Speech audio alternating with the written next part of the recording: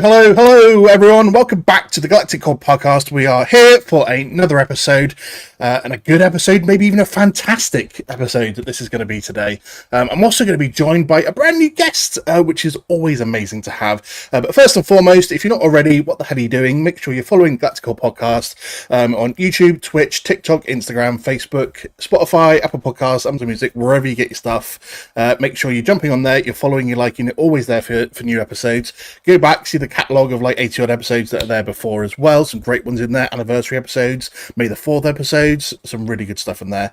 And also make sure you're following the links and you can jump on and find the merch that's out there. You can get yourself hats, hoodies, t-shirts. You can even get yourself a baby grow if you really want. My baby's got one and she didn't really have a choice, to be fair. So it's always good though. Get there and get your merch and represent the Galactic Core Podcast. But as I said, we have got a brand new guest to join us this week, and it's absolutely amazing. This guy has been doing some really fun stuff. He's been doing some amazing stuff. He's even been nominated for I think it was the Comedy Lobe Awards, if I've got the name correct there. But please welcome to the show from the Fandomentals Podcast, it's Harley! Hello! That's a delightful intro, thank you so much. How you doing, bud? Yeah, really good. Yeah, as I said, it's kind of a nice breezy Monday for me, actually. Like I said, I had some admin stuff to do, so I spent the rest of the day just shopping with my friend and going to the cinema. So sort of a treat yourself Monday kind of thing. It's good. You need to start the week off on a good note. Oh, I agree. I mean, I'm self-employed. I'm kind of contemplating now. Do I just do that every week and just not go to work Monday? Fair. Why not? Start the week on a Tuesday. It's all good. Why not? Yeah. I mean, I spent my Monday in Build-A-Bear getting something for my daughter for her first birthday. So that was my Monday morning. Build-A-Bear. Oh, to be fair, McDonald's breakfast this morning. We went to McDonald's, treated her to her first Mackey's, and then Build-A-Bear, and then coffee shop because I need to get my injection of caffeine, especially when looking after her. So, but it's all good. So we had a fairly chill Monday. wasn't the worst Monday I've had, to be fair. So, but yes, brand new week. We've got something fantastic to talk about. But first and foremost, just tell us a little bit about your show, because you are a brand new guest. Everyone's used to seeing the same faces on here fairly regularly. So, but yeah, just tell us a little bit about the Fandomentals Podcast. Sure thing. Yeah, it's basically the podcast that explores pop culture one conversation at a time. The whole idea is I just interview variety of people from all over the place about things in pop culture. So I've done stuff like Star Wars, I've done Marvel stuff, I've done comic books. I've also branched into more in-depth conversations. For example, I've done like bands, but then I've also done like songwriting with actual artists. Like, how do you go into crafting something? Independent filmmaking, independent podcasting I've looked at quite a bit. And recently I just wrapped up, well, actually, no, I'm wrapping up, I should say, a season from the 2000 Trees Festival here in the UK, where I interviewed a number of bands, 28, in fact, about their festival experiences. It was a lot, and I've just finished editing the final episode, but it's a ton of fun, and I'm going to do it all again very soon for another festival. So yeah, loads of good stuff happening. And you've been nominated for a Golden Lobe Comedy Award for your podcast. Indeed. As well. Yes, that was an absolute shock. I'm not going to lie. Best tangent. Yeah. So I was in Best tangent. Wow. Okay. Yeah. I've actually. That's a hell of a thing to be nominated for. One moment. I've got the official brochure to hand.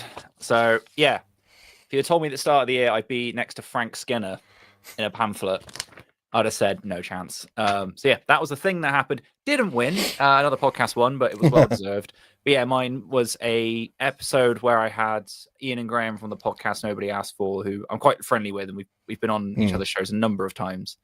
And they came on to talk about fantasy football. And as you do, we then got off topic and started talking about Gary Barlow's massive son. So it led to a 2-minute long, brilliant conversation about that, which I thought was funny, and I submitted it. And thanks to the guys at Podomedy that look after the show, I recently joined them this year, and they were like, "Hey, you should go for this." And I thought, should I? I mean, I don't even know why you guys have me on here. Like, you're a comedy network. I don't see how I fit in. But I was like, okay, I'll just shut up, Harley, follow the advice. Submitted it. And I'm so glad that I did, because, yeah, like 2 months later, I was in London at an awards night chatting to Frank Skinner, and I was like, what is happening? What is this? What is podcasting? It takes us to all avenues, doesn't it? So it does, man. It really does. But But yeah, there's a bunch of stuff. I mean, I've also submitted for the Independent Podcast Awards this year, which I did a whole season looking at, and yeah, I'm hoping that buttered them up enough for me to get at least one category nomination. No, it's all good. That's a really fun thing, and yeah, there's a lot of cool stuff out there actually. And actually, off the back of the Cheerful Earful nomination and all that stuff, I've now got a live show with them, which is a thing that I never thought I'd say in all of podcasting. So if you're interested in basically seeing a lot of comedy podcasts, come down October 12th. Cheerful Earful Festival's best place to have a look. My show's super cheap, and basically the premise, if you don't mind me shamelessly plugging a live show. No, go for it. Because you need to sell tickets, people. It's I've got basically the idea is I've called it Franchise Face Off, and what I'm going to do is I'm going to get a group of comedians to argue about movie franchises, and I'm writing a bunch of very obscure and silly questions, and I'm going to get them to debate their answers and why they're correct. And the best part is audience, if you come along, you vote. So it's all up to you who you think argued the best. So yeah, just putting that out there. There's also a bunch of other really cool shows. I mean, like I mentioned, the guys from Podcast Nobody Asked For are on the same day as me, like 2 hours later. There's a whole bunch of stuff. I think Pierre Novelli's got a show that's headlining later in the day. Like yeah, again, it's nuts. Like I look at that website and I'm like, why am I there? Like what? This is a typo. Someone's going to email me in a minute and be like, yeah, sorry, we made a mistake. Actually, we're going to kick you out for Russell Howard or someone more important. But yeah, it's there if you're interested. I mean, if you need someone to argue Star Wars, I'm there. So it's yeah, I'm definitely planning with the Star Wars question for sure. So yeah, I'm looking forward to seeing how the audience makes that. I can argue to the end of the day about Star Wars. So as you can probably tell from looking behind me, so yes, I was going to say, I think we have a few stronger feelings about it, right? Well, you know, it is what it is, isn't it? So I've got to have something at the top of the list. So I understand completely. I mean, not that you can tell because some of it's dark behind me. There is some Marvel and Godzilla mixed in there as well, to be fair. Oh, okay. So, I mean, just... my hand gone. In that corner there's a bunch of Godzilla figures. You can't see because it's too dark. There's like Pop Funko and like a roaring Godzilla and stuff. And then right at the top, across this line here, you've got the Defenders from like the Netflix Defenders. Sure. So you got Luke Cage, Iron Fist, Jessica Jones, Punisher, Daredevil, all across the top there. So, we've got a comment already from Derpy Entertainment saying weak setup, weak plot, and weak Galactus. I'm guessing he's jumping in early on the Fantastic Four chat there. Interesting. We'll get to that in a bit. We're not quite there yet. I mean, just before we move on, I just because I like to ask all new guests about this is like. What drove you to start a podcast in the first place? Because I started just because I like talking about this stuff, and I'm an absolute nerd at heart. I like to think I'm a cool nerd because I'm not on the geeky end of nerds, but I'm a nerd nonetheless because I know my Star Wars and my Marvel and my comics inside out. But it's just the fact that because I'm such a nerd and I'm in a lot of groups to do with it, I was getting invited onto podcasts just as a normal person, just to review shows and chat about it and stuff, and then. Okay. My other half's like, why didn't you just start your own podcast? You clearly like to talk about it. And I was like, okay. So I just started because I just want to talk about it. Like, I'm not one of these people that I want it to be the number one podcast on Apple Podcasts because of the viewership. I just want to be able to get online and get it all out my head. Fair enough. And so that's why I do it. But what about yourself? What drove you to start your show? Ooh, that's such a good question. I mean, really, I was in lockdown and I just needed something to do. As you can see, got a load of guitars behind me, so music is a very big passion of mine. That's something I keep chipping away at. But I wanted to learn basically how to record and make music at home and how to put a podcast together because I've listened to them for years and I've always enjoyed them. And when I was thinking about what to do, weirdly, I think the name came up before anything else. Like I just knew that was a fun name. And then the more I sat and mulled with it, I was like, do you know what could be really fun is just interviewing people about pop culture, like just diving in, having conversations. Like I do this regularly. Where I just sit down and be like, tell me about your favorite thing. You know, what do you do for fun? Like, and just, I love learning about it. It's really enjoyable, you know? And so for me, that's kind of why I started the show, was to try and connect to people during that time. And also just share it with other people, man. Like just see where it could go. And I've loved doing it. Honestly, I've done it for like just over 5 years now. And like I said, the places it's taken me has been bizarre, but more important than that, just the people I've met along the way and the stuff that I've learned has been cool, you know?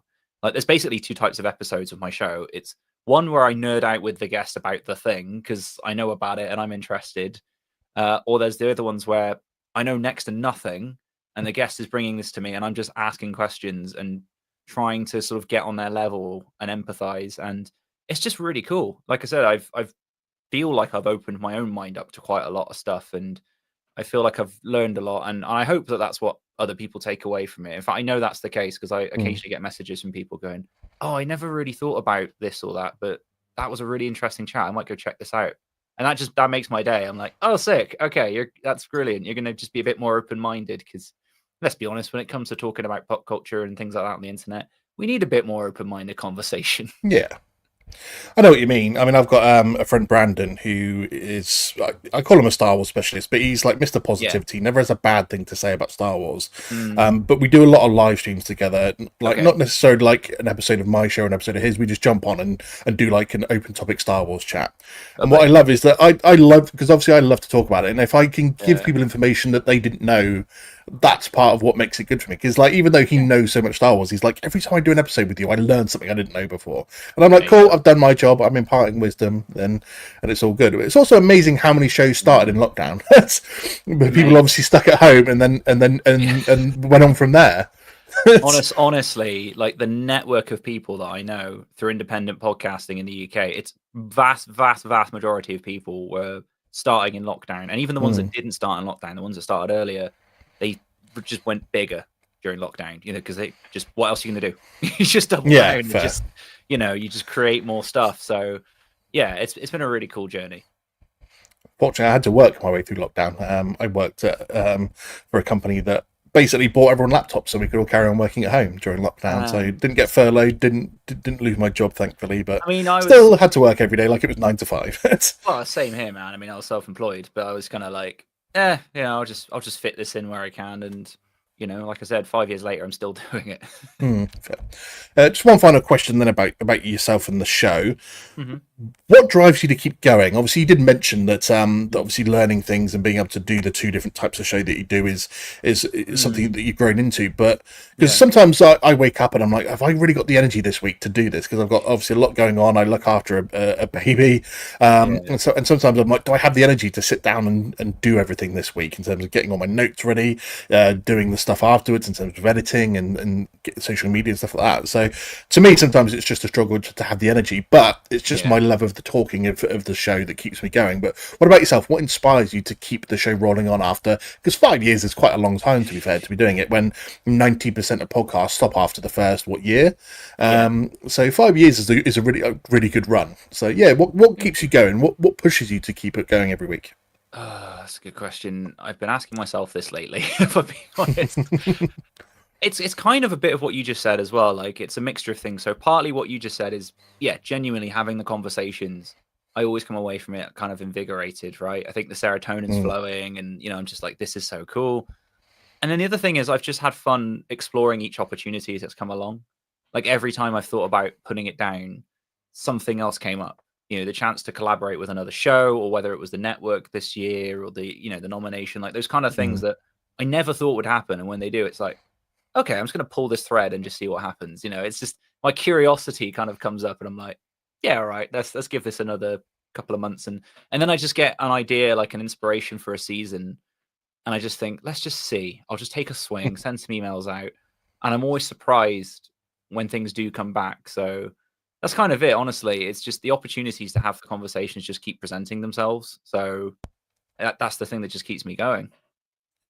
And do you think you're better off doing it by yourself, or would you like to go back to when you first started and think, I wish I had a co-host on board with me so it's easier to bounce off, or rather than the fact that, because I'm just spitballing from my own personal experience of like having to constantly go out there and find guests, because I do occasional solo episodes where I'm like, I don't need a guest for this, or I haven't found a guest to do this, so I'm just going to rock it by myself for this week. And there are obviously the episodes are a lot shorter, there's not the back and forth and stuff like that, and they tend to be lower viewed episodes as well compared to when I do have guests on. So do you wish you could go back 5 years and find a co-host, or are you happy doing it by yourself? It's a really good question. I mean,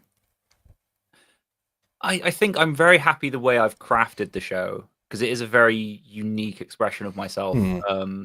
Even the tone of it has shifted a lot over the years. And that's just because I've kind of just lent more into my personality. Like I've went mad with jingles. I've done some stuff where I've looked back and I go, what was that? And I just think, no, I was just having fun.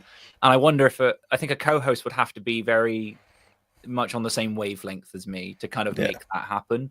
That being said, I do think it would have been nice to have that along the way, especially because I know quite a few podcasters that are like a team of 2 to 3, and I feel like they do kind of keep each other up. When the other's down or the other's kind of like, oh, I'm struggling with this a bit now. You kind of bounce off each other. So yeah, in summary, basically, yes and no, to kind of not really give you an answer. I think it would be nice to have the support, but I'm actually quite happy doing this the way that I've done it and on my own terms. And yeah, I think I'm just quite happy as it is. But I do think, to your point, it would be nice to have the support sometimes for sure. But then that's kind of where you reach out to other people, you collaborate with other shows. Like I said, the network's been really good at like helping me out lately. They've really kept me afloat. So it's just, I've learned, if you're a solo podcaster, like just lean into other people, other shows. And that's the beautiful thing about independent podcasting, is you just find like-minded people. Yeah, absolutely. I think that's why I said to you, there's a group of like 4, 5, 6 of us that tend to appear a lot on each other's shows. Yeah. I think like there's a show called Light Camera Rant, and I'm his number 1 guest. I've been on there like 12 times or something in the last like 2.5 years, and I think he's been on my show like 11 times and stuff like that. So we do lean on each other quite a lot, and it's quite nice that you can just turn around and go, a guest bailed at the last minute, can you jump on in their place? And they're like, yep, we're there. So I know what you mean. It would have been nice to maybe have a co-host to go through this and, like you said, lean on a little bit. At the same point, you've got the creative freedom to do it how you want, haven't you? So I mean, you can see my setup now. This is like the 3rd or 4th iteration of what this show's look like, in terms of like, I think this is like the 3rd or 4th logo that I've had, because I just look at it, go, I want to tweak it a bit, I want to make it look a little bit different. So at least we have the freedom to do that, don't we? But here we are, we're all good. It's wouldn't have it any other way, would we? Because we're here because we love it. So, but let's move on. Because we are reviewing a Marvel film today, it does mean the return of the most pointless game in all of podcast history. That's right, it's back again. It's MCU or Real Life You. I'm not lying when I say it is the most pointless game in podcast history. There's no winners, there's no losers. I just like to stir things up a bit as much as possible. So the idea of this game is that I'm going to give you an MCU character, the real life person that plays them, and then because you don't have a co-host, we're going to go with your partner. So basically, you have to tell me who you would rather spend the day with. You can do what you want. You can go to an amusement park. You can just go out to dinner. You can just hang. You can. So obviously, depending on whether it's the MCU character, obviously a life in the day with them, whether it's the actor, what you want to do, or if you'd just rather hang out with your wife all day. So it's Fantastic Four. So we are going to go with some of those people there. Sure. So we are going to start off with Sue Storm, Vanessa Kirby, or your other half. Who would you rather spend the day with out of those 3? Oh, okay. Interesting. Well, I mean, the safe and correct answer is my other half. There's no safe answers here on this podcast, Harley. No, it's the safe answer. I have an Irish powerlifting wife. It's the safe answer. Oh, maybe it was the wrong choice then to put your wife in there. It's just going to be the wife for all of them, isn't it? So, okay then. So would you rather spend the day with Pedro Pascal, Reed Richards, or your other half? I mean, if the unbearable weight of massive talent is anything to go by, I feel like Pedro Pascal would be a very fun hang. So yeah, I think that could be cool.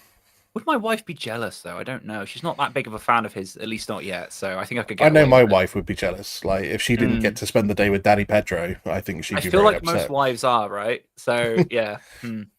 I might be playing with fire there, but we'll see. Fair enough. We'll just give you one last one. Okay. So would you rather spend the day with Shala Baal, Julia Garner, or your lovely wife? That's an interesting one. I mean, Charlotte Bell doesn't seem like a bag of fun, to be honest with you. maybe before she was Silver Surfer. Maybe, yeah. I mean, it would be cool to go on the surfboard, though, wouldn't it? Like, if she let me come along for a little ride, I think that kind of feels like an opportunity I shouldn't pass up on. So let's just whiz around a few solar systems. That'd be cool. Exactly. Yeah. Just have a fun day out. So to be fair, then I think you picked your wife first and foremost, Absolutely. and then was it Pedro Pascal for the second one, and then I think we went with Charlotte Bale, didn't we, for the last one? Yeah, why not? Why not? A bit of everything thrown in there, but that was it.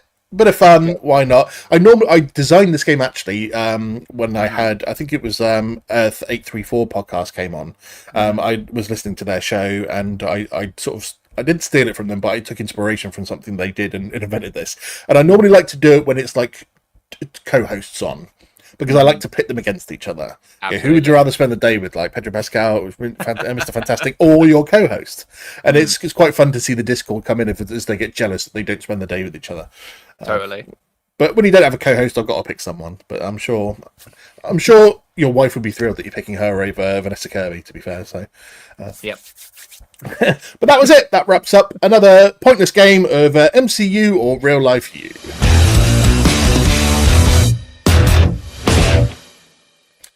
And now, on to the big one. We are here to discuss Fantastic Four first steps. So, the MCU's first proper real go at doing the Fantastic Four. Now it's back in Marvel Studios' hands rather than Fox. Fair to say that the Fox Studios iterations of Fantastic Four weren't the most successful. I didn't necessarily mind the very first Fantastic Four film. The sequel, average at best. Obviously, that version of Galactus, I think everyone hates that. And then obviously was it the 2015 Fantastic Four? Miles Teller, Michael B. Jordan, etc. One of the worst superhero movies around, I think. That version of Doom was absolutely shocking. So we all had high hopes coming to this. So the movie's been announced. You've seen the trailer. What are your expectations going into this film before you got to see it? Yeah, I think moderate, to be honest with you. Like, MCU's been in a weird place the last few years. I think that's safe to say. I don't know about you, the conversation I keep having with people, Andy, about the MCU post-Endgame is about the amount of films that I forget that I've seen. Because I've watched all of them and a lot of the TV shows.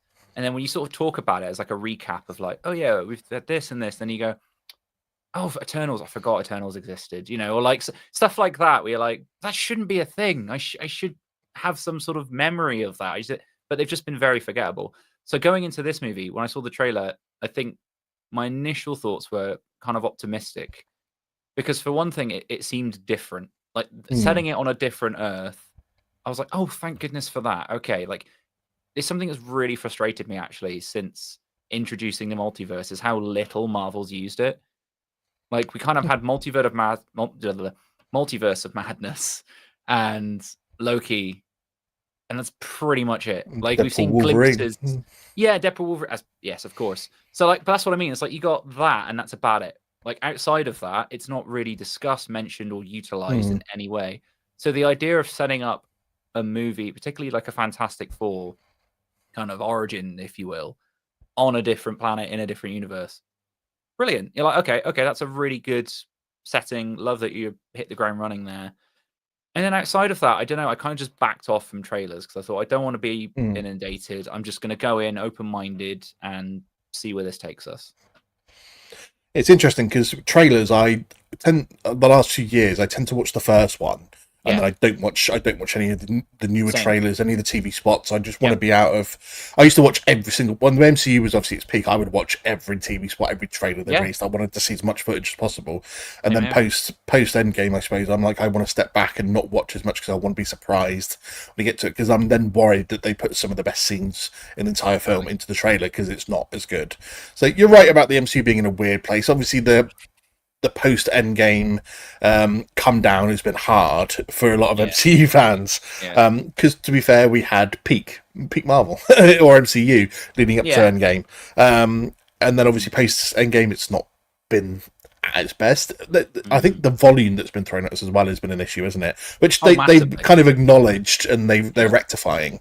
But I think, because I was doing a rankings list the other day, is sort of like some homework, I suppose. I mean, I included Agents of S.H.I.E.L.D. and Agent Carter on the list, but I clocked at 24 TV shows. So 22 of those have come in the last 5.5 years. Wow. And you think we've still got another 3 to come this year in terms of Eyes of Wakanda, Marvel Zombies, and Wonder Man. I genuinely forget that all of that's happening. Like, I mean, you can 'cause maybe not worry about Eyes of Wakanda and Zombies because they're animated stuff, but I included it all the animated stuff as well. But yeah, 22 shows essentially. I didn't have how many films. I mean, 23 games was 23 films was the end of phase 3. So there's been 37 films now with this. So 14 films and 22 series since 2019. That just speaks to the volume when it was just 23 films in the the 11, 12 years before that. So yeah, and it's 23 films that had a point and a purpose. Like, you had a couple of like filler sequels in the beginning, right? That we can all kind of look back on, but generally speaking, after that, it seemed there was a more conservative effort to kind of like, okay, let's make each movie build towards something, right? Whereas sort of post Endgame, it's no secret, is it, that like they didn't really have a plan.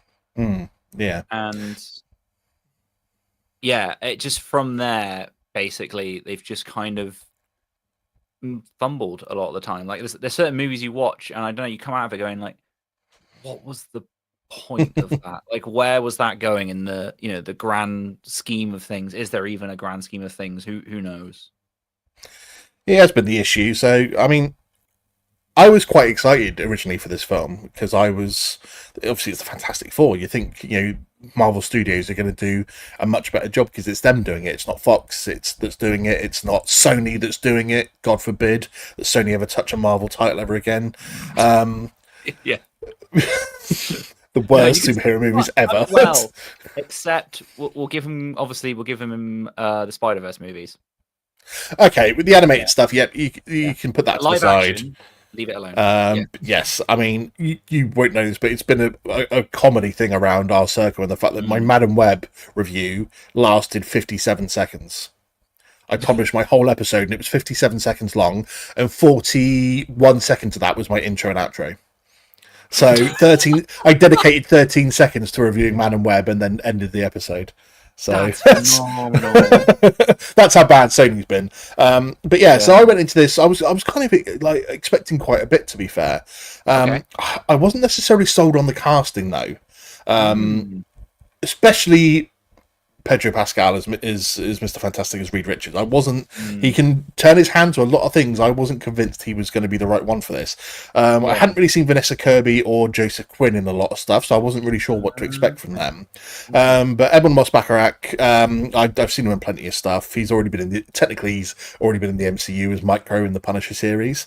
Season 1 of Punisher. Now that's technically canon to the MCU. Obviously, it wasn't at the time, but.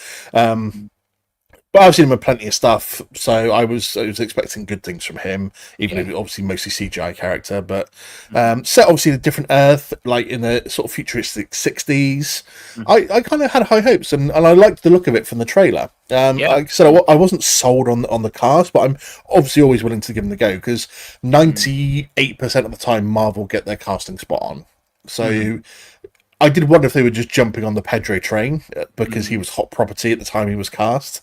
And I was willing to see where it goes. Obviously, anyone that complains about a female Silver Surfer has never read source material. And so that just annoys me. It's still going on post film as well. I'm like, just read a book. Of course it is. Read a book. It's not even the fact that she's a female Silver Surfer. She's her own iteration of the Silver Surfer, who was married to the guy who was it Norrin Rad. So just read a book. But yeah, but okay. So you've seen the film, you've walked out. Initial reactions. Loved it. Quite honestly, really, really enjoyed it. I'm still mulling it over, obviously, but. I kind of feel the same way I do about this as I do about Superman, which I saw last week. In that I just like that they both just feel quite different from what we've had for quite a long time. I like that they're in their own world that feels very comic booky and just not the kind of stale thing that unfortunately Marvel's been doing for a while. even though I watched, this is a nerdy thing, and this is why we're on a nerdy podcast. I watched a video that broke down the color grading in Marvel movies post Civil War. And I'd never really paid attention to this before. And I watched this video and it blew my mind because I was like, oh my God, they're right. That like all of the movies look the same. Like they all have the same kind of filter and color palette. And it's obviously to create this idea of like, you know, a shared universe, which is like, okay, but then it means that all of your movies look and feel the same. Yeah. Which I think has been a big problem, especially again, coming out of Endgame and being like, we have a multiverse. It's like, well, why does it all look and feel the same? So it was really nice to come out of a movie that looked and felt different, distinctly different. And yeah, as far as the casting goes, I'm with you. I was a little like, okay, this is interesting. Generally speaking, I like all of the actors because I've seen them all in individual projects that I've really enjoyed. But coming together, obviously, is the family. There's very set dynamics. You're kind of like, how's this going to work? I thought it was pretty spot on. I felt like the chemistry of the family felt quite lived in. Like I genuinely bought them as a family. And in particular, I really liked Reed Richards and Sue Storm. I felt like that relationship got a lot more depth and nuance than any other version we've seen, right? Like, let's be honest, you go back to the early Fantastic Four, you know, and it's just, what does Sue Storm do other than occasionally get naked and hide? Like it's such a waste of the character and genuinely a waste of Jessica Alba as well. And so it was nice that like they've cast Vanessa Kirby and they've given her stuff to do, and the stuff that she does and the way she plays off of Reed Richards and their whole relationship I thought was fascinating. And I was kind of watching it going, I believe them as a couple and I also want to see more of them. And it kind of deals with like the power struggle that they have in some ways, right? Because they're both incredibly good at what they do, and they, you know, and not to go too much into it straight off the bat, but yeah, like just the way that they played off of that. Johnny Storm, I was like, he feels a little underutilized at times, but then he does get some pretty pivotal stuff to do, which I enjoyed. And again, that kind of plays into his sort of general characterization from the comics and so forth, right? Of like people kind of underestimate him, but it's like, no, he can pull it together when he needs to. And I loved the look of Ben Grimm as the thing. I thought that was like, what an absolutely brilliant design, like fresh out of the 60s look, really solid.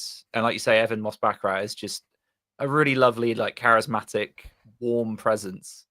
And I just, yeah, again, came out of it like, loved that. Plot we can get into because it went in some places I wasn't expecting, but I don't think it was a bad thing personally. But yeah, it surprised me in a lot of ways. What about you, man? What did you think?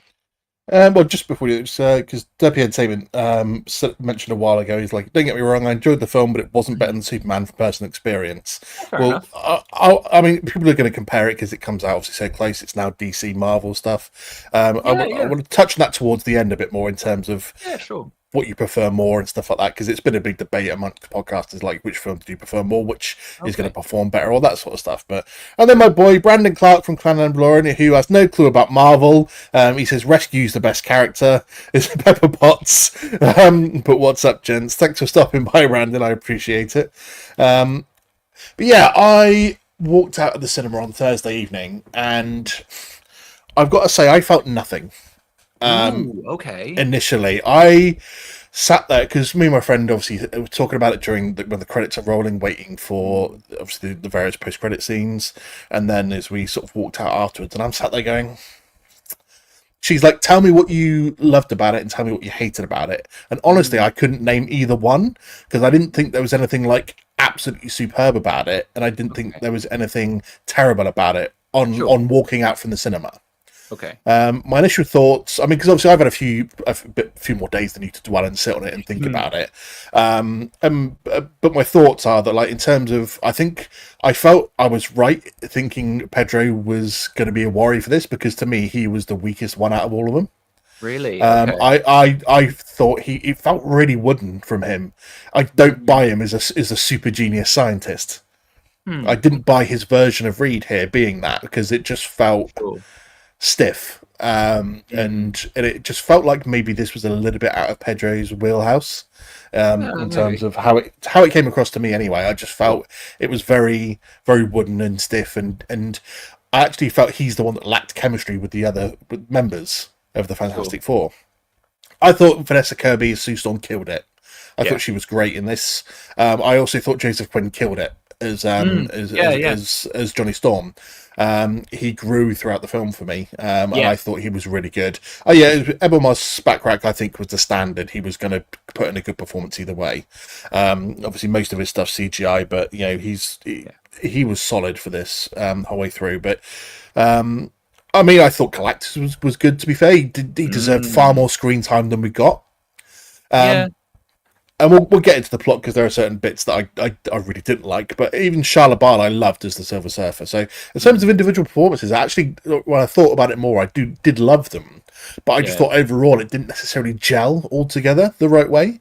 Like I didn't buy that Johnny and Sue were brother and sister. Apart from the early bit when they found out she was pregnant, it didn't come across that a lot of the time. And it just felt that like Sue was babysitting Reed through the whole way through this film, as well as babysitting Franklin. So yeah, I came out of the cinema initially going, I'm not sure actually this was that good for me. Okay. It was just my initial thought was and like I said, I to sit back and go, individual performances are good, but I didn't feel the whole chemistry. I loved the new world. I think you're spot on with the fact that they need to explore the multiverse more. I loved being on the new world. The I mean, what you come to expect for the most part from Marvel films is that the aesthetic was good. It looks good. It looks amazing. It was it was bright. It was great on that front.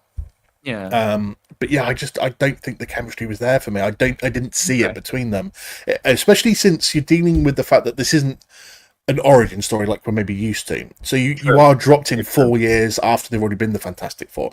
So we haven't seen them come together as that group. Even though technically, I suppose in this universe they've been together for quite a while, because obviously Sue and Reed are already married. Obviously Johnny has been around for a while.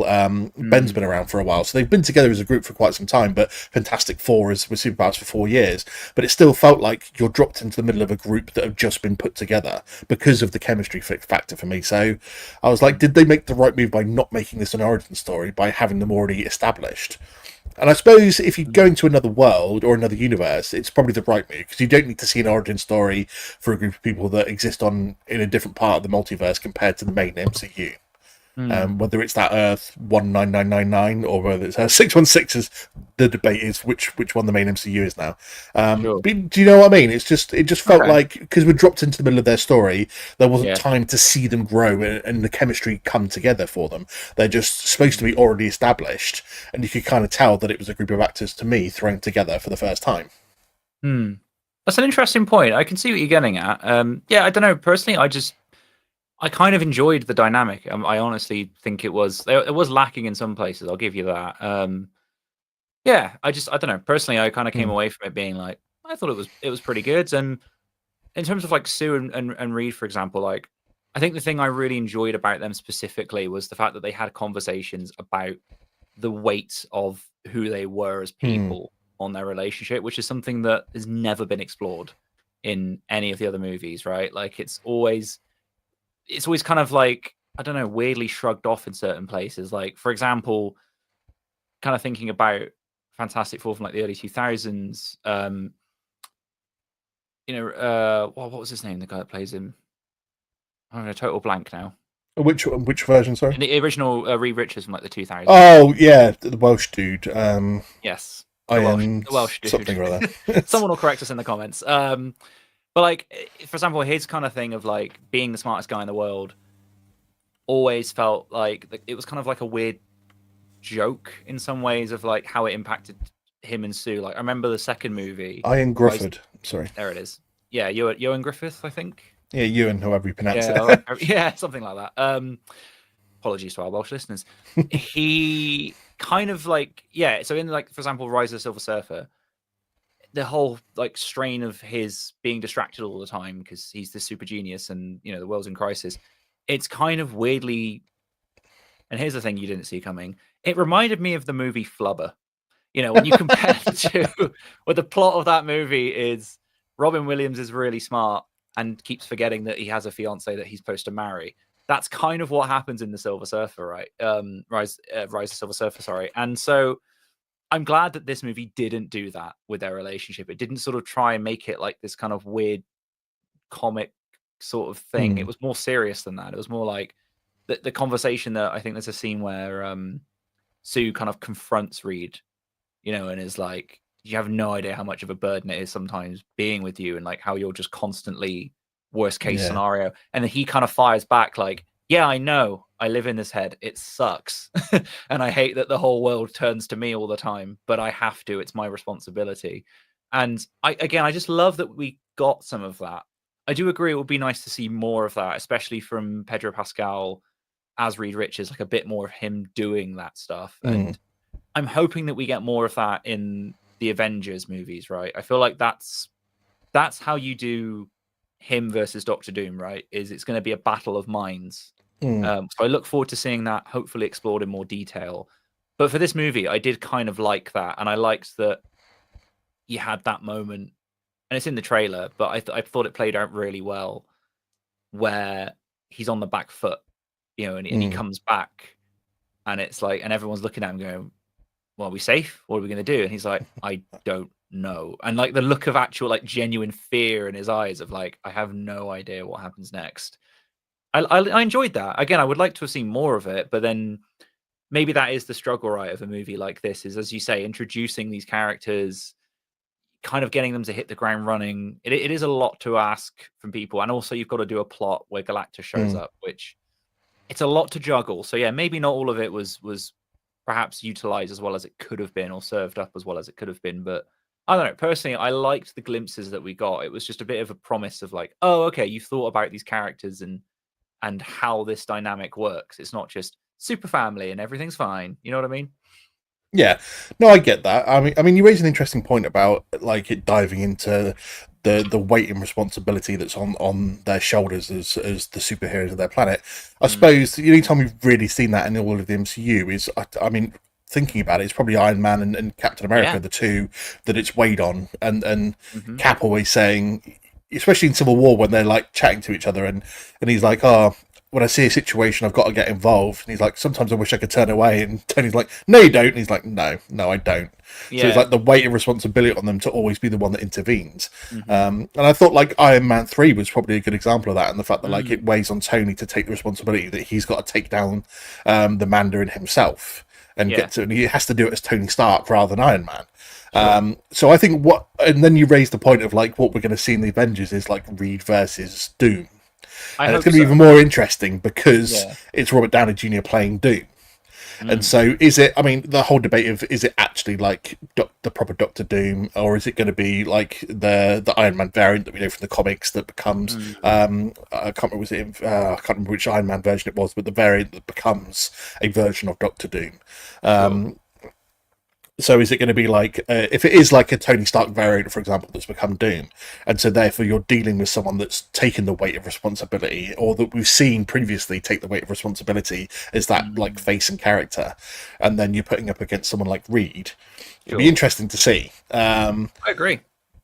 But then I was scared because if I thought he was a bit wooden here, Pedro, in his delivery and his acting that way, you put him up against someone like RDJ, who we know can deliver emotion and really good acting. I'm a little bit worried about how he's going to look on screen compared to it. Is a Reed Richards I agree character. with that. Do you think maybe there's an element of them playing him slightly on the spectrum somewhat, right? Of like being that hyper intelligent, but that's all you focus on. So like emotions and the general reading the room kind of don't register because you're too busy thinking about worst case scenarios as he describes in the movie. I don't know if that's something maybe that was baked into the character, whether or not it translates. Because I do agree. I think there were certain times where wooden is a good description. But I don't know, maybe it's just me. I like to kind of give the benefit of the doubt sometimes and think, okay, was this intentional, or was it maybe baked into the script? I don't know. I do agree. I would like to see a bit more of that. In particular, like I liked that we got again. I thought a bit of a glimmer towards the end. Like I'm assuming we're going full spoilers in this conversation at this point. Yeah. Okay, good. So Sue nearly dies, and I was genuinely quite shocked. And I was like, a part of me I forgot that they'd announced Vanessa Kirby was going to be in the next one. So I was kind of like, are they going to kill her off? And I thought, no, surely not.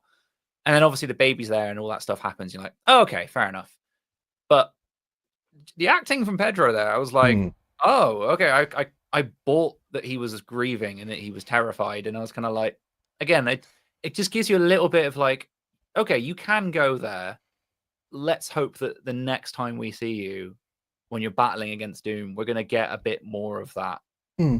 Because I'm with you, I'd like to see more of that side of Reeve Richards put onto screen because we haven't really seen it at all in the last like 20 years.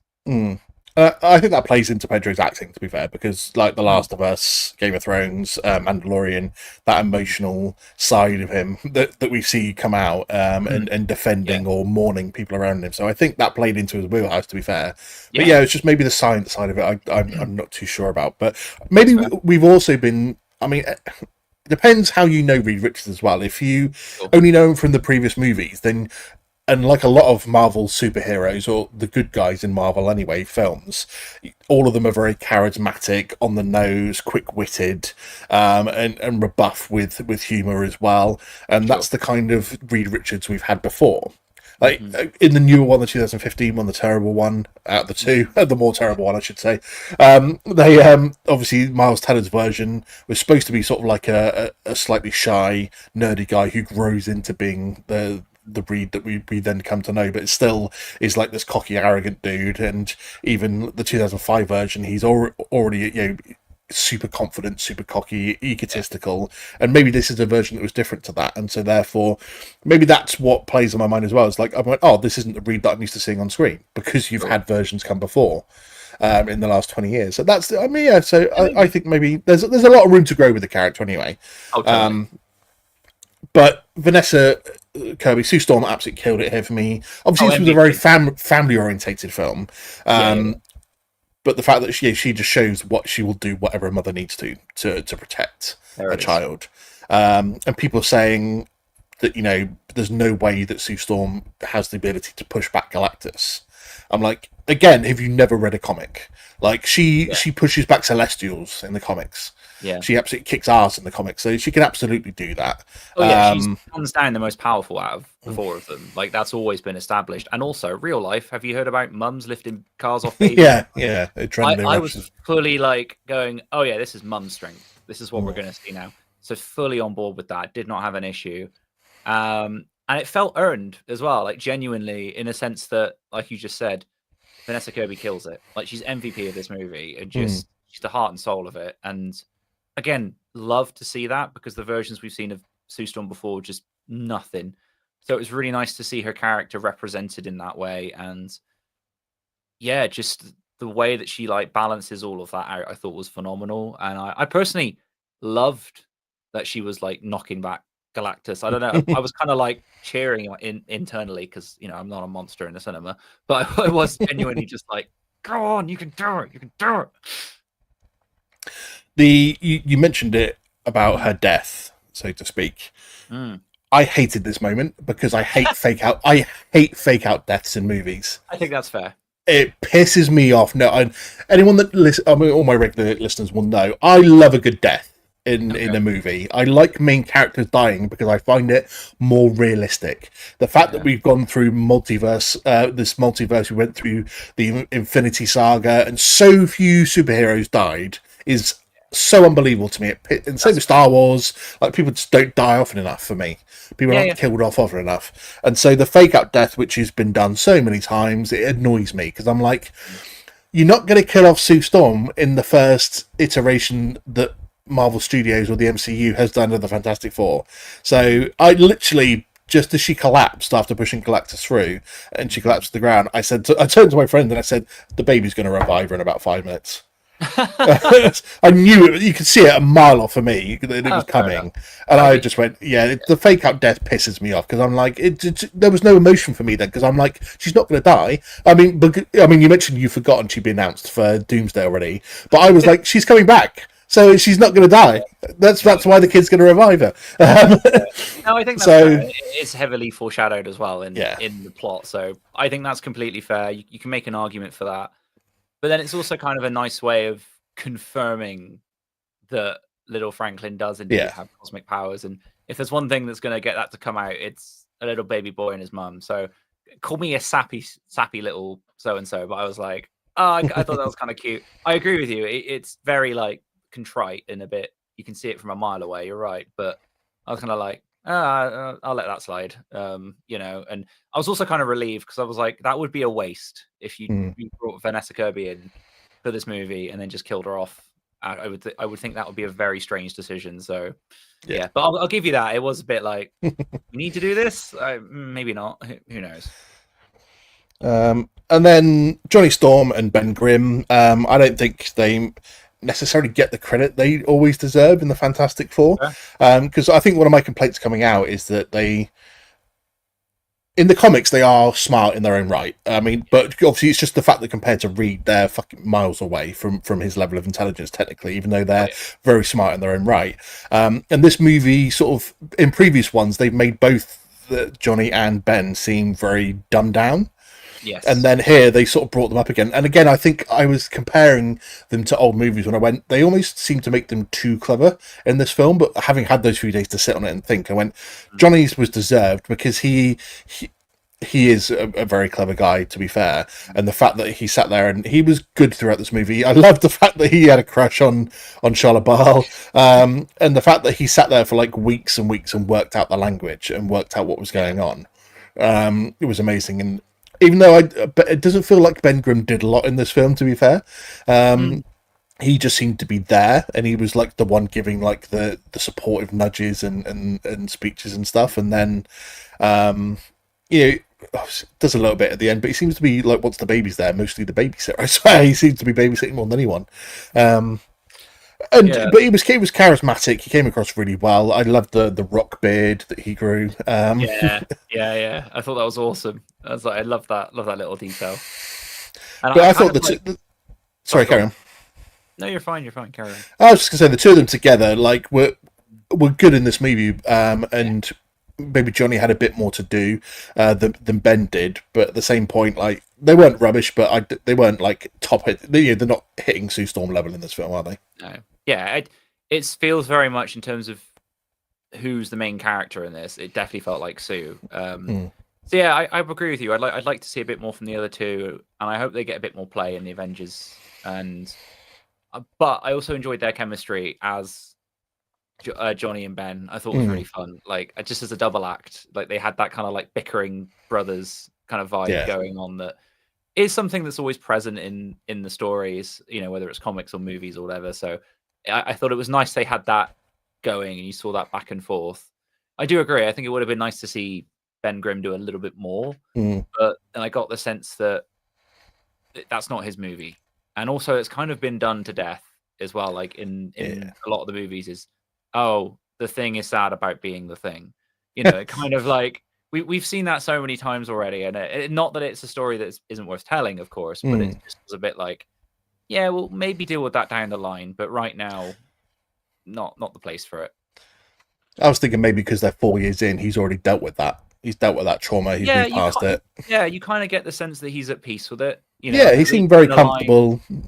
Yeah, there was even a line where, like, I think Reed Richards is like still clearly blaming himself, and he's just like, it's fine, like, just. It is what it is. Just let's move on. Come on. And he's just trying to make the most of it.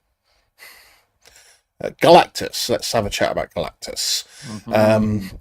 First proper on-screen Galactus as well. Not some purple cloud or anything like that. Just good old proper Galactus showing up on screen.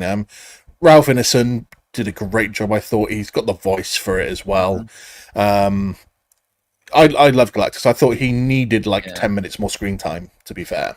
I kind of agree. Yeah, that was my one complaint. I was coming out of it thinking to myself, like, I just wish I saw more of him. Like, because when you did see him, it was like, whoa, okay, like this. Genuinely, I felt for the first time in a long time, like, oh, this Marvel villain's a threat.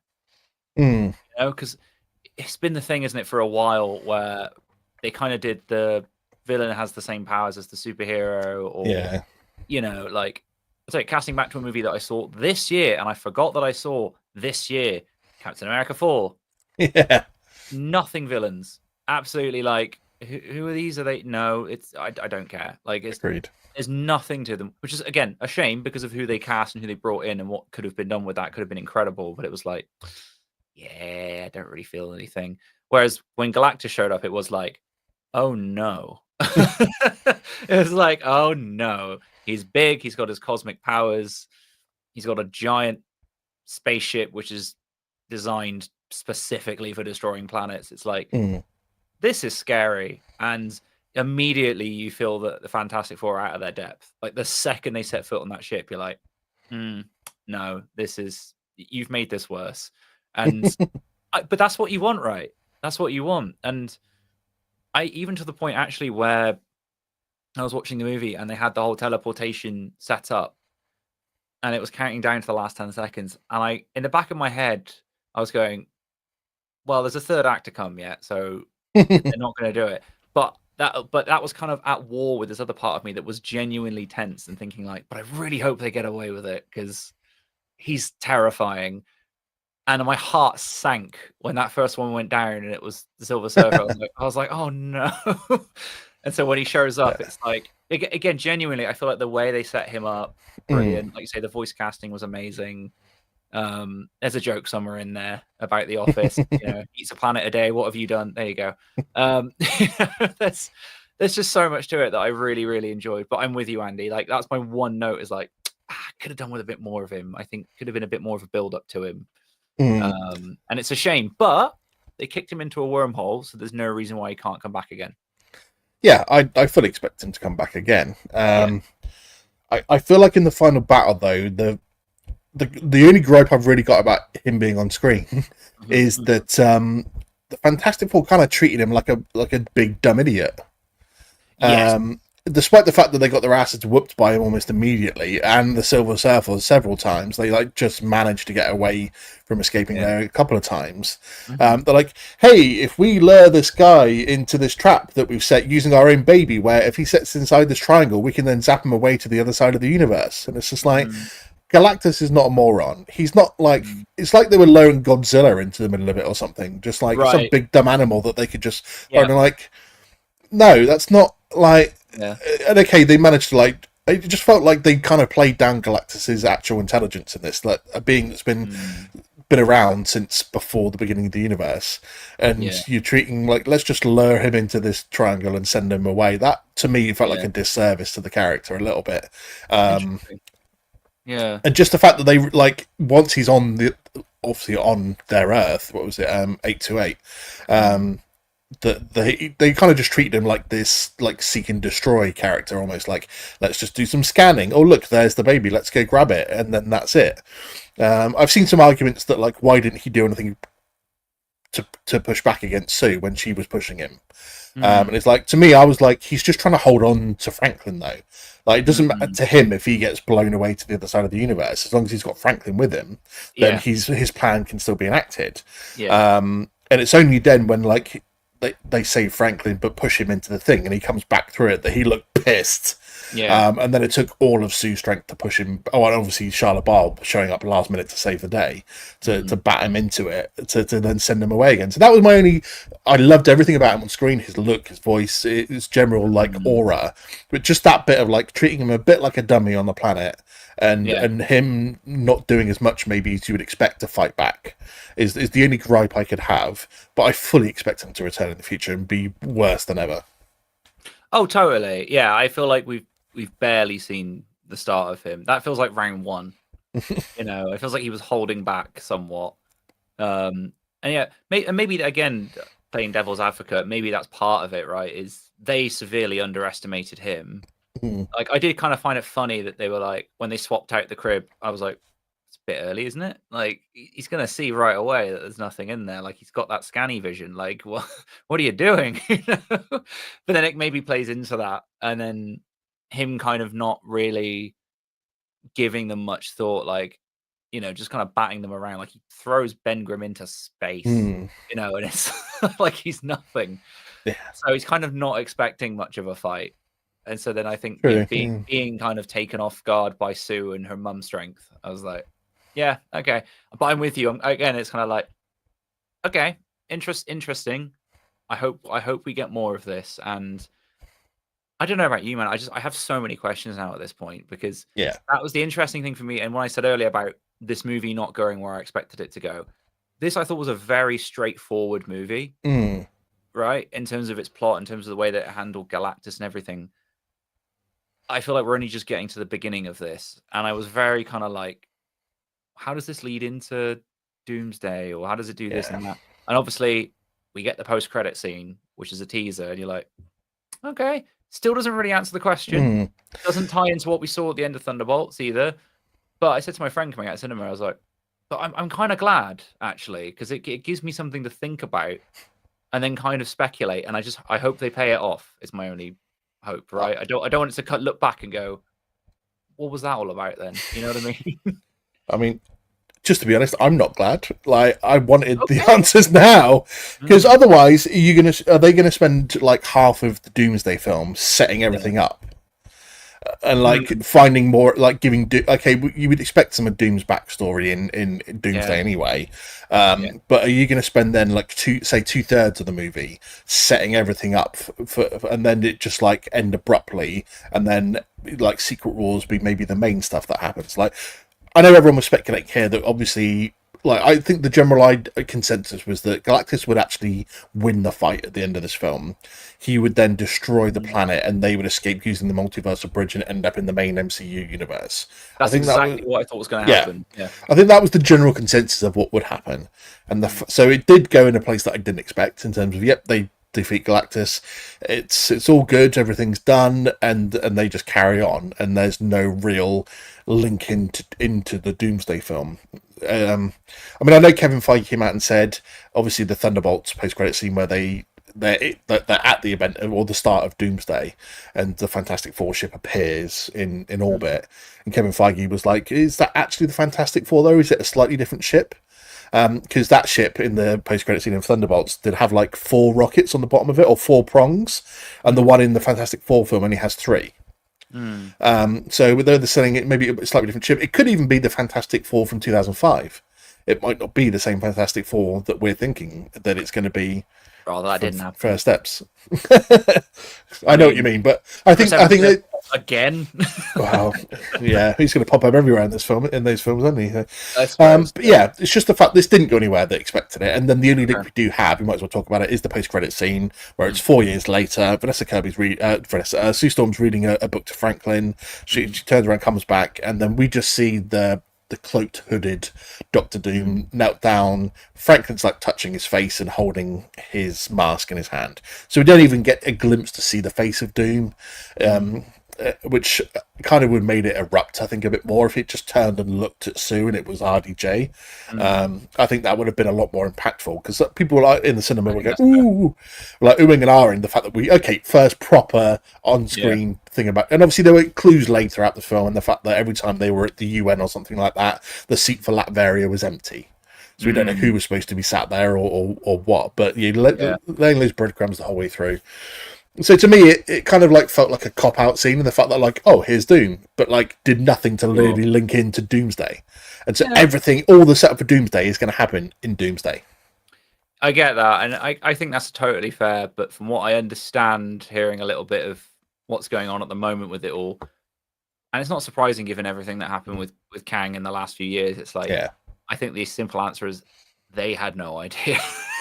I think they made this movie, they had the plan to make this movie what it was, and then partway through it was like, oh, by the way, we're doing Doomsday, and you're like, oh, well, he's a pretty big deal in Fantastic Four land, so we don't really have room for him in this because we've already got Galactus. And we can't really squash a Doomsday in there, because the last time we tried that, Doctor Doom and Galactus on screen together didn't work. So yeah, let's just not bother with that post-credit scene fixed. But I'm with you, it is a bit like, it's a shame. I would have liked to have seen a bit more of that, but yeah, I don't know. I mean, because I'm trying to think now, what is it between now and Doomsday? Is Spider-Man Brand New Day, and that's pretty much it. Which I'm here for. So I don't know what to make of that either, because from what I understand, that's supposedly more street level. And it's supposed to be taking place possibly simultaneously to Doomsday as well. There we go, right? So you're kind of like, is there going to be a link? Is there going to be anything there? Not to be too much of a downer on it, but I think the simple answer is I don't think Marvel have any idea, because I think they've just been scrambling since all of this stuff kicked off in the last couple of years with Jonathan Majors and all of the behind the scenes drama. I think they've just kind of hit the panic button, and it's like RDJ, there you go. See you in 2 years, and it's like, don't get me wrong, I think you can pull things back, right? There's a good amount of cinema history which shows that in adversity you can make some really good art. But I'm a little skeptical. I'm not gonna as much as I've enjoyed Fantastic Four, as much as I've enjoyed Thunderbolts, like those two really surprised me. It's like I don't know. I'm hopeful for Spider-Man because I feel like they've had a good run with those. So yeah, we'll see. I mean, it's just because we mentioned the mid-credit scene, the second post-credit scene, where I was expecting a lot more something linking into Doomsday again.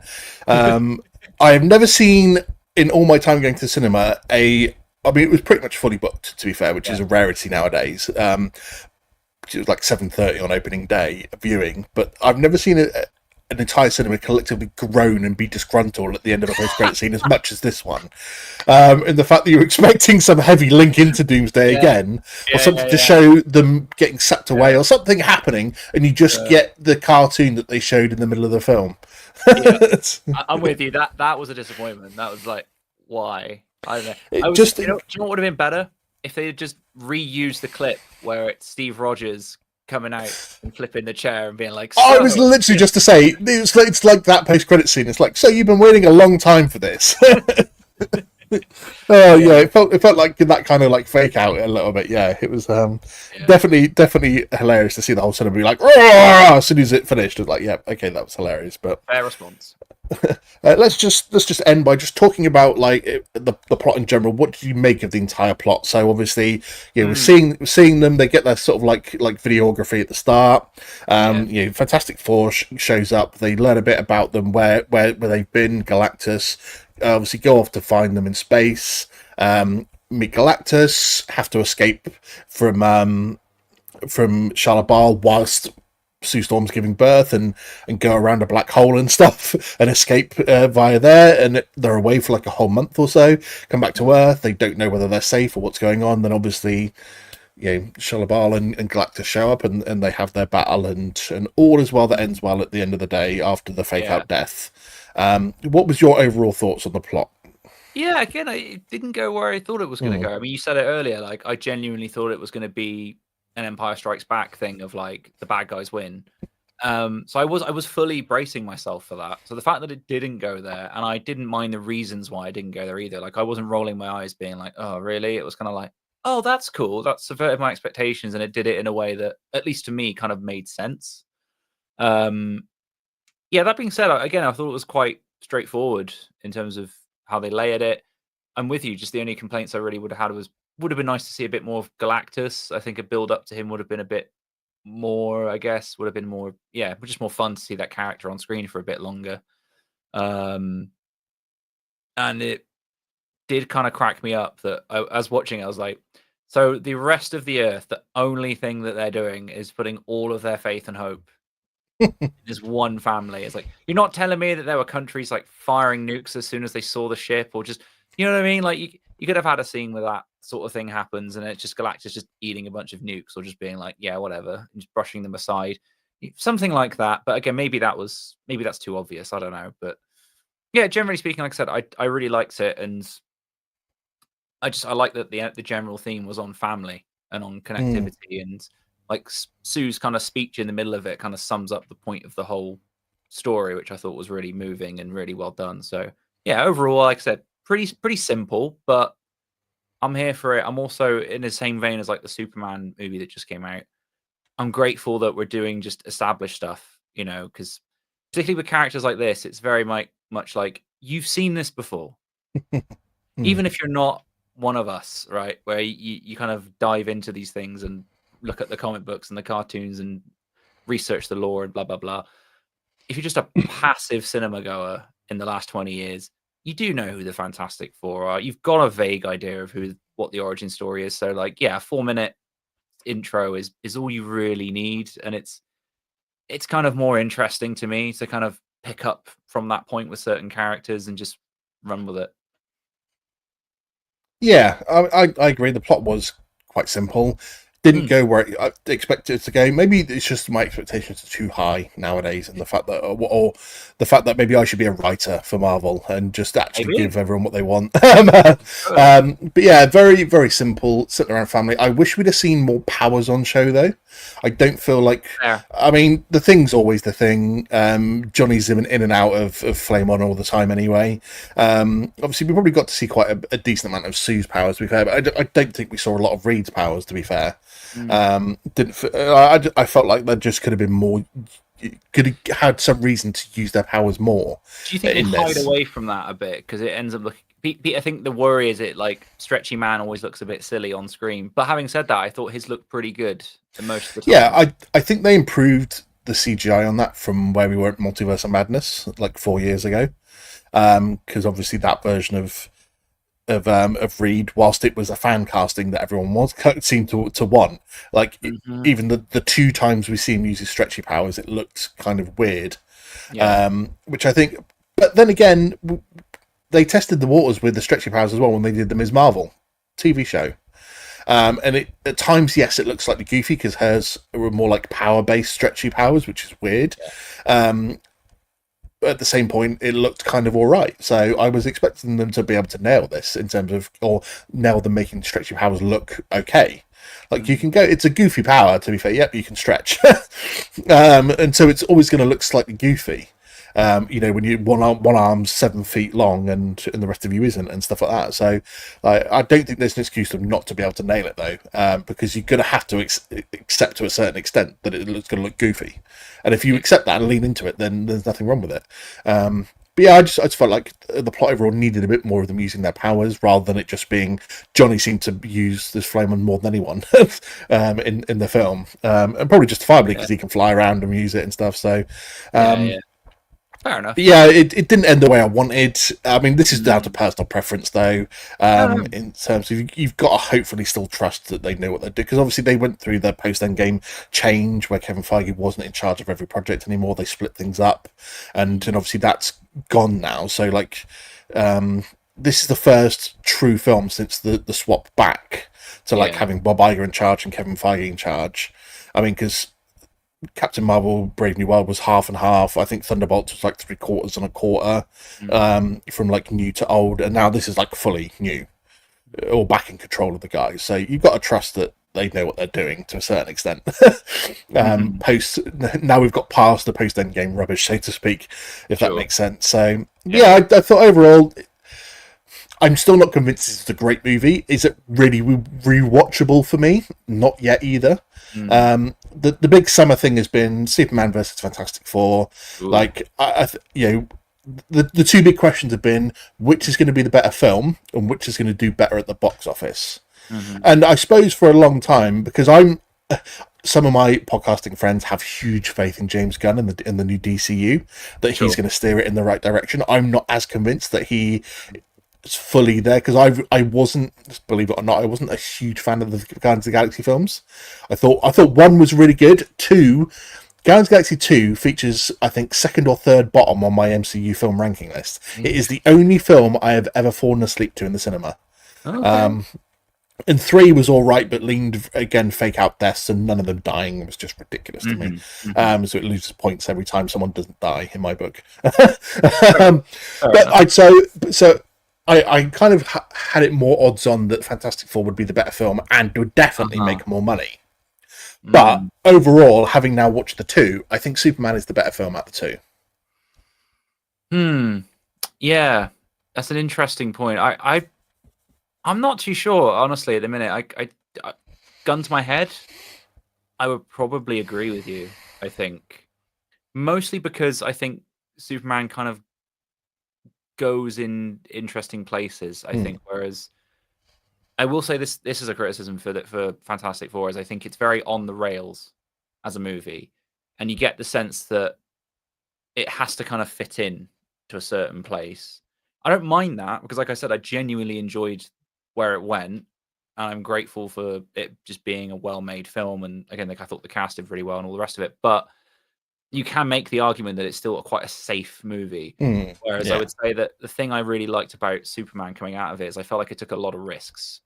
And some people haven't gravitated towards that. I've seen some reviews that I frankly find a bit baffling, but hey, each their own. But yeah, some people are like, oh, 2 stars. I'm like, really? And then they'll watch the movie and I go, no, I actually think there's a lot more. For me, it's like minimum 3. Like if you can't take all the noise of it, because it does throw a lot at you. But yeah, for what it's worth, I'm like, I really enjoyed it. I like that it took a risk. I like that it tried to start that universe off on that footing of, we're just gonna throw you in the deep end here. Like this is proper Superman. Like, hey, Lex Luthor's got mini portals to little universes that he's built. Like, we're going full on. There's a Green Lantern just kicking around and fighting weird aliens that pop up out of nowhere, and Superman. The Justice Gang. The Justice Gang are there, and like all of that good stuff. So I'm with you. Out of the two, I would say I think Superman's probably the bolder of the two movies for sure. I'm with you actually, Andy, though. I'm very interested to see over the next couple of weeks which one runs away with it. I mean, I think if someone said to me, you can go to the cinema tomorrow, what do you want to watch out of those two films again? I would probably pick, almost instantaneously, I think, would say I want to watch Superman again before Fantastic Four. Do you know what? I probably agree with you. Yeah. And it's interesting that they're both starting off almost new eras, because it's the first time obviously it's a new Earth where we're getting the Fantastic Four for the first time in the MCU, and obviously it's a new DCU, and they're a couple of years into being superheroes already, so they're almost like a similar thing. But Fantastic Four is very simple, as he said in its film, but Superman throws a lot at you, and there's a lot going on throughout the movie, whilst they're trying to establish themselves in there. So yeah, it's an interesting that they almost drop at the same point in like their timelines of, it's like a few years into being a superhero. It's the first sort of big launch of a new launch of one character and a new launch of another set of characters, but they go opposite ways as to with their film. Like, it's between simple and a lot going on. So yeah, I just think when everyone's built up the summer of July for this year, and Jurassic World Rebirth, Superman, and Fantastic Four, the big three coming out, and let's just say that Jurassic World Rebirth is the bottom of the three because it was fucking awful. I'm like partway through listening to you and Lee talk about it, and yeah, I very much echo your sentiments. I was deeply disappointed coming out of that movie. Yeah, I was just. The dinosaurs look cool. What else? That's about it. Yeah, I get to look at Scarlett Johansson for an hour and a half. Cool, great. So that was about as good as it gets. What was the character? No idea. Just like the rest. Can't tell you. Anyway, separate podcast. But yeah, so the big three, and then obviously, now they're all out, I would sit back and go, probably, I think Superman wins July in terms of the best film, but I still think Fantastic Four will probably win the box office, just because it's Marvel and it's the Fantastic Four. So, what rating then? Let's just finish it on the rating. Give this film a rating out of 10. Oh, good question. I'll go first if you want, because I already know my rating. I gave it it's gone up slightly from the immediate when I gave it. When I walked out the cinema, I gave it a 5.5 out of 10. I've raised it to a 6.3 because when I've been able to sit back and think of the good job that Vanessa Kirby and Joseph Quinn did, it elevates it up a bit. But to me, it's still a bit lacking. I think it's just because also expectations were let down because it didn't go where we thought it was going to go. And that plays a part in ranking when you said, because it's ended up being simple, it's not linked into Doomsday the way that we want it to. So that to me has to be taken into account. So 6.3, I'm happy with that for now until I get to watch it again. Okay, I think that's fair. I would be a bit kinder. I'd probably put it around about I've never done this before. I always go like solid numbers, so I'm going to say 7.5. Just because, yeah, I feel like it did what it needed to do. But I think you're right. There is an argument there that if it had the freedom to do a bit more, it could have been a bit more interesting as a movie. I think that's a very valid point, actually. But, overall, I'm with you. Like, performances were solid. We've not mentioned score. Yeah, to be fair. The guy, just one of my favorites, absolute legend. Hit the nail on the head with that. The aesthetic, the fact that it was a different setting, all of that stuff for me makes it definitely one of the better movies that we've seen post Endgame for sure. Like, okay, granted, it's not a high bar to clear, but it still cleared it quite effortlessly. But I'm with you. Like, I would like to see more in the future, I think, from these characters. And you matched up with what IMDb gave it, 7.5 out of 10. There you go. Cool. Rotten Tomatoes gave it 88%. I don't know. I can't see if that, because it's just flashed up on my screen, so I don't know if that's critic view or audience views. And Metacritic gave it 65%, so they're more in line with what I gave. But okay, there you go. But Spider-Man, Doomsday coming next year. They're the two big films of the year. Yeah. Can't wait to see. Because obviously Doomsday and Dune Messiah are right now due to come out on the same day. I think Dune are going to push back their film. I don't think they're going to let it come out on the same day as Doomsday. I'm not gonna lie, but how much of a great face-off would that be if the two films came out on the same day? I'll tell you this for now, Andy. No competition in my book. Lisa and I go evil all the way. Again, it's the Superman Fantastic Four argument. I said, so which is going to be the better film? Which one takes more at the box office? Are you kidding and I said, me? well, Doom Messiah will be the better film, but Doomsday will absolutely destroy it in the box office. Yeah, unfortunately. I mean, you're getting close. I reckon between 1.5 to 2 billion for Doomsday. So... yeah, potentially. I think, you could be right. They could. I mean, the cast alone, you would hope, would bring in at least $1 billion, which is such a weird thing to say as a sentence, but there you go. Harley, buddy, thank you ever so much for joining me for this Fantastic Four chat. I really do appreciate it. Tell everybody at home exactly where we can find your show and your social medias. Oh, amazing. Well, thank you so much for asking, man. Genuinely, it's always a pleasure, and I'd love to come back anytime you need the space. Absolutely. Always welcome. Yeah. Basically, Fandomentals Podcast. You can find me on, let me think, Spotify, Apple, Acast, a bunch of other ones. I can't remember. Podchaser, I think, is another one. Amazon. All of the places. If you just go to Fandomentals Pod on Instagram, also Threads and Blue Sky, but Instagram, all of those really will have a link tree, and then you just click that and everything is there. Yeah, check out the season. I put out an episode today. I've got the final episode from 2000 Trees coming out on Wednesday. So if you want to hear from bands and talking about their crazy experiences at festivals, I get some really fun stories. I also ask a really fun question. It's one of my favorite questions to ask anybody. I ask them who would they have if they had a dream festival, anyone they want, dead or alive. It's awesome. The answers you get from people are never what you'd expect. So that's always fun. And then I will have another season coming out very soon, and a bunch of other cool stuff. And yeah, live show. If you fancy coming along to Cheerful Earful, again, not just for me, like there are some really cool festival podcasts playing at this festival. So if you're like, do you know what? I fancy a weekend in London. Tickets are like $5 for each show. So you can just come along, see who you want to see. If you want to see me pitch comedians against each other and argue about movies, then by all means come along. I'd love to have you. Absolutely.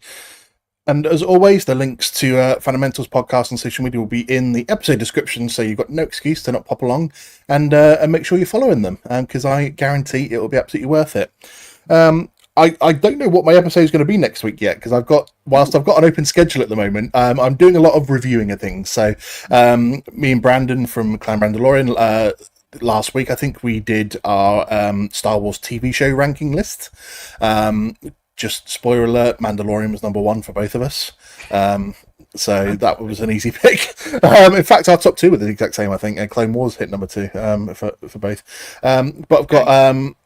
I'm doing my long review of all Star Wars from start to finish. So I'm up to Andor and Rogue One and Rebels at the moment. That'll be on its way soon. I am going to be ranking the MCU TV shows with Joey from Krypton to Alderaan. That's going to be a 2-parter because there's 24 shows. I don't want to fit them all into one show because we'll be here for 3 hours. Yeah. Obviously, MCU films ranking list that's going to get split into several parts. And because there's not much on really that I would normally review between now and the end of the year. So you're going to have to put up with lots of filler for the rest of the year, to be fair. But it's all guaranteed to be good fun, good chats, a lot of regular guests, hopefully some new ones as well. And Harley, you are always welcome back, buddy, to chat whatever. Awesome. But that's it for this week, folks. Thank you very much for joining us. And as always, though, please... The Force will be with you. Always. Thanks for tuning in to the Galactic Core Podcast. Don't forget to subscribe so you never miss an episode. But until next time, go get your geek on.